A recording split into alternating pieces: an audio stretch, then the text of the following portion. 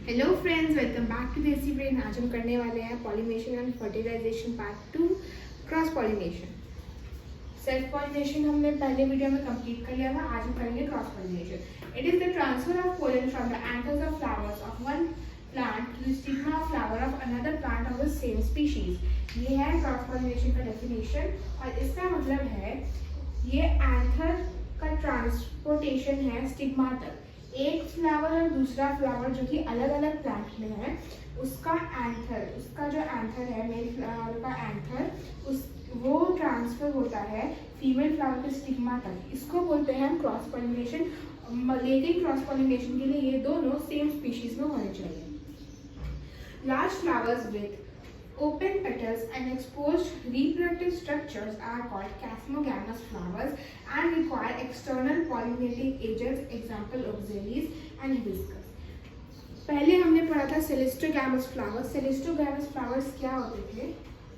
सेलेस्टोगैमस flowers वो होते थे जो ओपन नहीं होते थे, वो ऐसे क्लोज्ड रहते थे और मैच्योरिटी के टाइम भी ओपन नहीं होते थे और उनका जो ऐसे स्टामेन्स होता था वो पिस्टिल की तरफ फेस्ड होता था।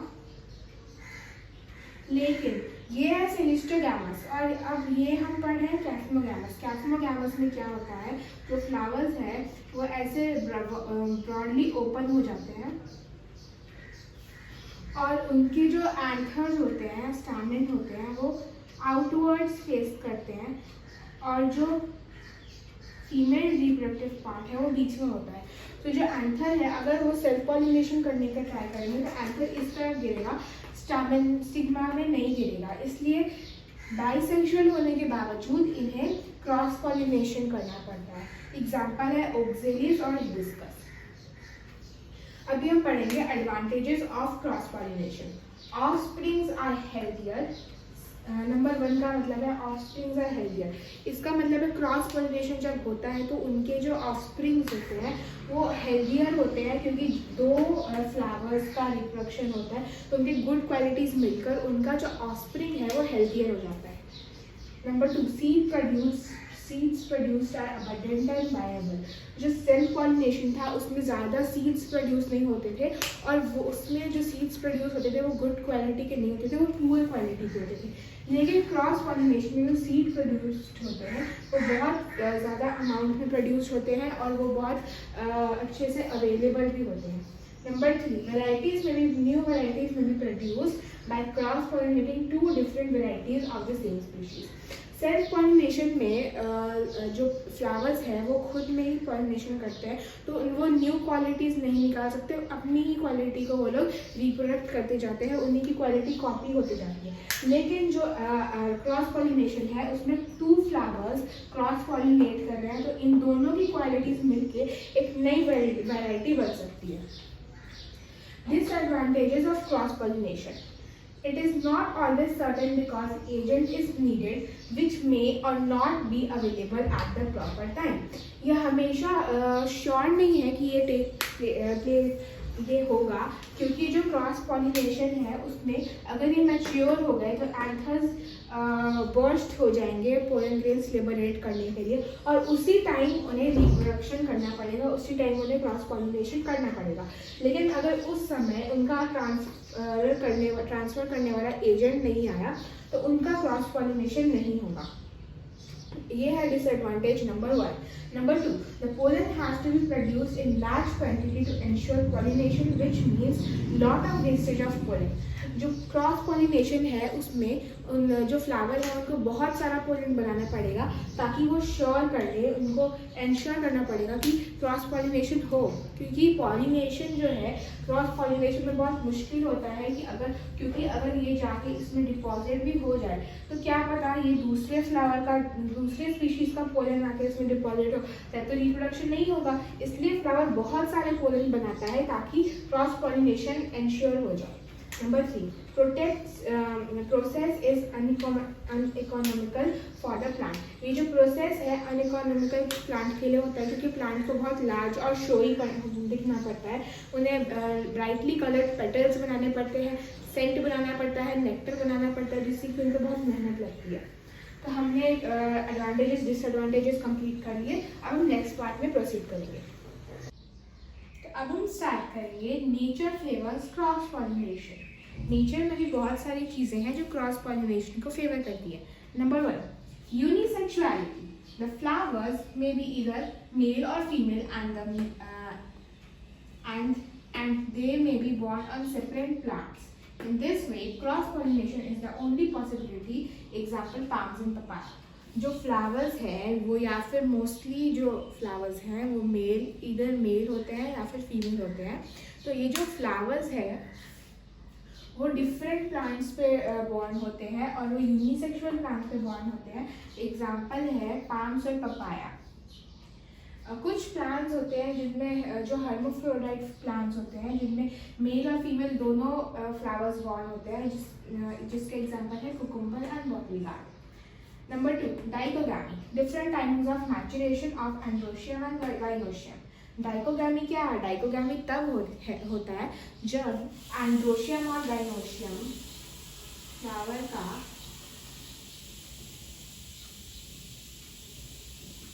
एंड्रोशियम और गाइनोशियम डिफरेंट टाइम पे मैच्योर होता है। जैसे कि एंथर मैच्योर हो जाता है लेकिन जो पिस्टिल है, स्टैमेन मैच्योर हो जाता है लेकिन पिस्टिल अभी मैच्योर नहीं हुआ रहता है, या फिर पिस्टिल पहले मैच्योर हो जाता है और स्टैमेन बाद में मैच्योर होता है।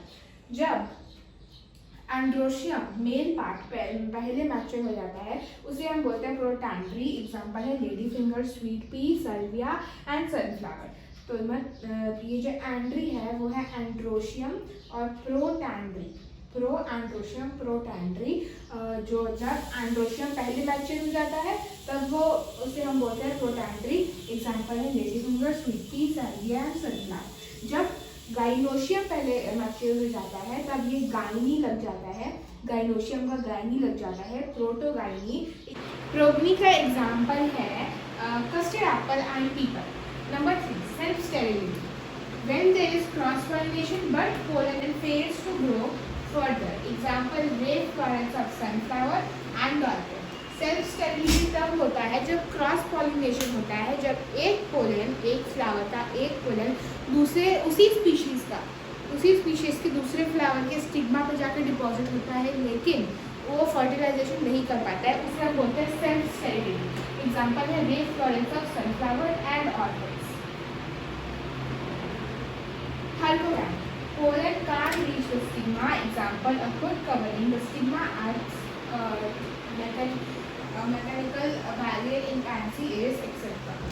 हर्कोगामी तब होता है जब जो पोलन है स्टिग्मा तक पहुंच ही नहीं पाता है, पोलन स्टिग्मा पर जाकर डिपॉजिट नहीं हो पाता, क्योंकि जैसे कि एग्जांपल है पैंसी में हुड कवरिंग होती है स्टिग्मा के ऊपर जो मैकेनिकल बैरियर की तरह एक्ट करती है, तो पोलन को डिपॉजिट नहीं होने देती है। Example pansy and terrace.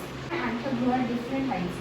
हेटेरोस्टाइल में क्या होता है, जो स्टिग्मा है वो ऊपर ऐसे ग्रो हो जाता है और जो मेल पार्ट है इसके नीचे ग्रो हो जाता है। तो ये डिफरेंट हाइट्स पे ग्रो हो गए, वाइस वर्सा भी होता है, तो ये डिफरेंट हाइट्स पे ग्रो हो गए। तो ये बाइसेक्सुअल होते हुए भी सेल्फ पॉलिनेशन नहीं कर पाते हैं, तो इनके लिए क्रॉस पॉलिनेशन होता है। एग्जांपल है रिम्प्रोज और ऑक्सिलिस। अब हम ये लास्ट टॉपिक कर लेते हैं पार्ट 2 का, which is difference between self pollination and cross pollination. Number 1, self pollination autogamy होता है। ऑटोगैमी मतलब सेल्फ पॉलिनेशन ऑटोगैमी में बाइसेक्सुअल फ्लावर में पोलन जाके अपने आप स्टिग्मा पे डिपॉजिट हो जाता है। एंड क्रॉस पॉलिनेशन में एलोगैमी होता है जिसमें एक फ्लावर से दूसरे फ्लावर में जाके पोलन डिपॉजिट होता है। नंबर 2, एक्सटर्नल एजेंट रिक्वायर्ड नहीं होता है, और क्रॉस पॉलिनेशन में एक्सटर्नल एजेंट रिक्वायर्ड होता है। Number 3, male female part same time mature होते हैं, और क्रॉस पॉलिनेशन में वो दोनों डिफरेंट टाइप्स पे मैच्योर होते हैं। नंबर 4, ये तब भी अकर हो सकता है जब फ्लावर क्लोज हो, लेकिन ये तभी अकर हो सकता है जब फ्लावर ओपन हो। सेल्फ पॉलिनेशन क्लोज में भी अकर हो सकता है, ओपन में भी अकर हो सकता है, क्रॉस पॉलिनेशन खाली ओपन में अकर हो सकता है। नंबर 5, सेल्फ पॉलिनेशन में पेरेंटल कैरेक्टरिस्टिक्स, उसके जीन्स कॉपी होते जाते हैं, और क्रॉस पॉलिनेशन में जीन्स कॉपी नहीं होते हैं, क्योंकि दो फ्लावर्स अपने जीन्स को इंटरचेंज करते हैं। Number 6, new varieties self pollination में नहीं बना सकते हैं, क्योंकि हम इंटरचेंज नहीं करते, और क्रॉस पॉलिनेशन में करते हैं तो हम न्यू वेराइटीज़ बना सकते हैं। Number 7, offsprings are healthier. Cross pollination में ऑस्प्रिंग्स हेल्दी होते हैं, और सेल्फ पॉलिनेशन में ऑस्प्रिंग्स उतने हेल्दी नहीं होते हैं। इसके साथ हमने पार्ट 2 ख़त्म कर लिया है। पार्ट 3 में हम प्रोसीड करेंगे, और टोटल 5 पार्ट्स में ये चैप्टर हम कंप्लीट कर लेंगे। तो अगर ये हेल्प किया आपको अपना चैप्टर समझने में, तो प्लीज़ लाइक कीजिएगा, सब्सक्राइब कीजिएगा, और अपने फ्रेंड्स को हेल्प करने में शेयर कीजिएगा।